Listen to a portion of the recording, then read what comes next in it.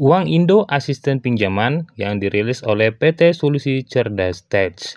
Halo semuanya, di video kali ini saya akan membahas aplikasi yang bernama Uang Indo ini. Kalau kita lihat di Play Store, aplikasi ini berlogo merah dengan lambang huruf U ya teman-teman. Di sini sudah di-download lebih dari 100.000 pengguna Android dan sudah mendapatkan bintang 4,6 dengan 5.000 ulasan. Pertanyaan kita adalah apakah aplikasi Uang Indo ini adalah aplikasi pinjaman online ilegal atau legal OJK? Jadi buat kamu yang baru saja melakukan pengajuan pinjaman di aplikasi ini atau baru saja melakukan download, silakan tonton video ini hingga selesai ya teman-teman. Dan jangan lupa untuk lakukan like dan subscribe apabila video ini bermanfaat. Baik ya, jadi kita langsung saja kita buka aplikasinya seperti ini. Kemudian kita disuruh untuk melakukan beberapa perizinan ya. Seperti kita disuruh untuk memberikan informasi pribadi ya, informasi pribadi dasar, kemudian informasi verifikasi identitas, keuangan kita, informasi perangkat ya. Di sini terdiri dari sistem operasi, ID perangkat, alamat IP dan lain-lain. Kemudian untuk informasi SMS juga.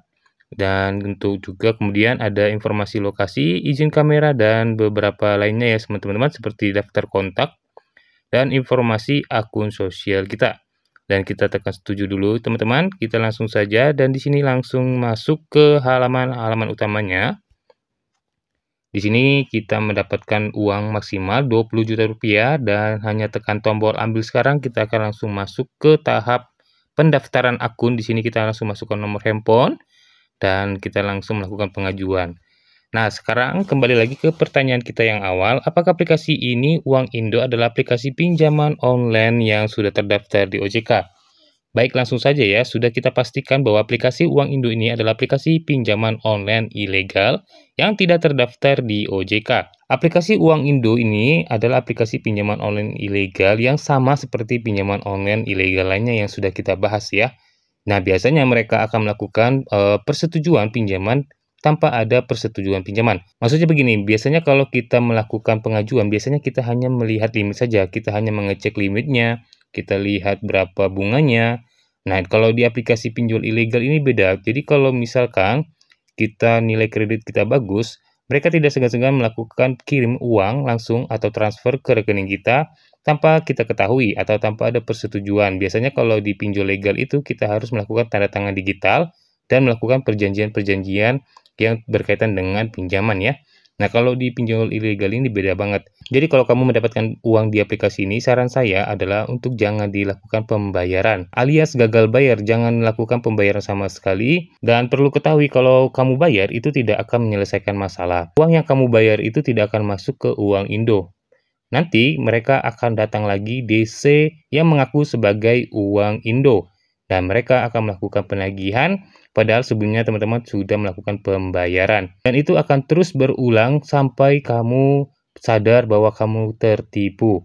Nah, daripada terjadi kerugian yang sangat besar, lebih baik kamu jangan bayar sama sekali dari aplikasi Uang Indo ini. Jangan bayar alias galbay.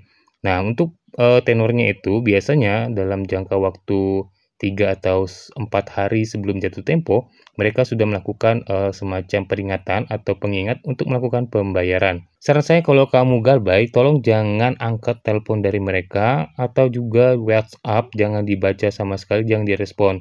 Dan kalau untuk sebar data, tentu mereka akan melakukan sebar data yang sangat gila-gila banget ya.